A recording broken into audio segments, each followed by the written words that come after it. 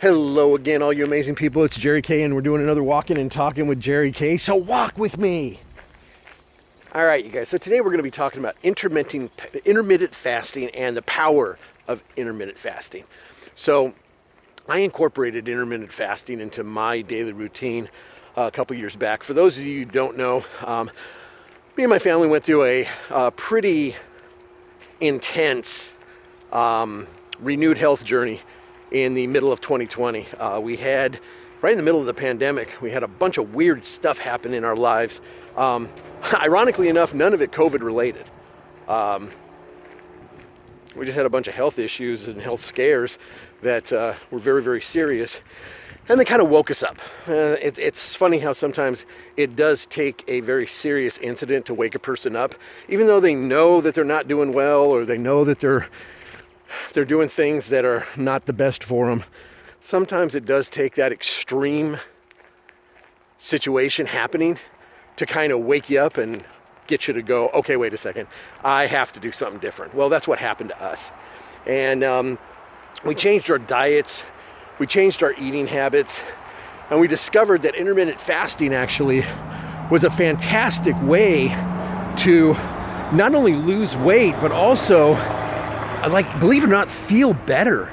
So I did a lot of investigation. So I'm a certified nutritional therapist in addition to other things. I've also been in the alkaline ionized water industry for the last 16 years, and I've become somewhat of an expert in health through hydration.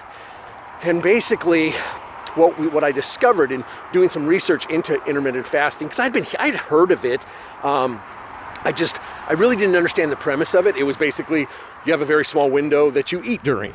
And when I started investigating it, it really made a lot of sense.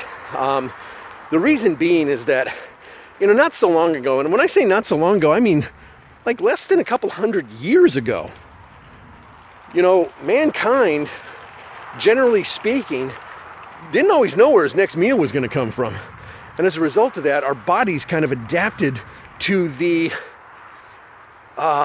feast or famine realities of our food availability. And so because of that, we ended up kind of having almost like built-in protections that allow us to hold on to certain aspects of food. They'll go into fat storage. That's one of the reasons that starving yourself doesn't actually really work. But what has happened now is, now we have an overabundance of availability of food. And please don't get me wrong, that is not to say that there aren't people who go hungry, because there's plenty of people that go hungry. But at least here in the United States, the majority of people out there, they have more food. Whoa, got buzzed, a little flyby. They have more food than they know what to do with. And essentially what happens is, we eat more than our body has the opportunity to burn. We're not utilizing, and utilization of nutrients and food items and all those type of things is extremely important when it comes to overall health. So the intermittent fasting, kind of what the principle is you give yourself a short window, anywhere from 4 to 6 to maybe 7 or 8 hours, in which you're going to actually eat. The rest of the time, you don't eat. By not eating, you're actually giving your body the chance to process and burn off what you have eaten. And when it comes to weight loss, by doing that, it will not only burn off what you've eaten, it might even burn off some of the stored fat that you might have as a result of that defense mechanism that your body goes into by holding fat. And again, that was something that our ancestors developed as a way to deal with the infrequency of having food available.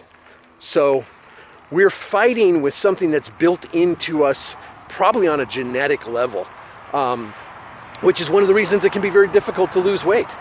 But for me personally, I eat my first meal at 2 o'clock in the afternoon, and I try to eat my last meal no later than 7. I usually try to have it, at least started eating it by 6 o'clock. So I have a very short window. I've only got a 4 to 5 hour window in which I actually will eat. And the rest of the time, I don't eat. rare occasions, we'll make some lightly salted popcorn, stovetop style, not microwave. Microwave popcorn is just loaded with so much junk that any kind of like benefit it might have given you thrown out the window. There's popcorn isn't like void of everything, but it's void of enough stuff that it really doesn't put too much problem on us as far as if we are starting to get a little hungry, toward the latter part of the night. But we will try our best. I won't say never, but we try our best to not ever eat anything after like 10. Obviously, depending on what time we go to bed, you want to make sure that you have at least a 3 to 4 hour window prior to going to bed that you have stopped eating. You've got to give your body enough chance to burn some of it off. Otherwise, as soon as you sleep, your body will just go into a fat storage mode. It will think, okay, whatever I have in my system right now, I might need for tomorrow. So let me go ahead and convert this into fat, and I'll just pack it away if I need it in the future. So intermittent fasting is actually a wonderful thing to do. It does take some getting used to. I will admit that. I actually, in the book that I wrote, New You, I go into this in great detail. So if you're considering intermittent fasting, get a copy of the book, and you can read exactly the entire process that we went through, both me and my wife, while we were kind of changing our dietary habits and everything. And it worked out really well for us. So I am a strong believer in intermittent fasting, mainly because I tried it and it worked. That's usually how I end up believing in stuff. I give it a go, and if it works, hey man, you got yourself a believer. If it doesn't, well, I'm not going to poo-poo it on it for anybody else. But if it doesn't work for me, I'll tell you it doesn't work for me. But intermittent fasting absolutely did. So if you're considering a journey to renewed health, or maybe even first-time health journey, consider intermittent fasting, but look into it first. It's not for everybody. It is difficult. I'll tell you, when you read the stories in the book, you'll know exactly how difficult it was. But once you kind of get over that hump, the benefits and rewards of it, they cannot be discounted or dismissed.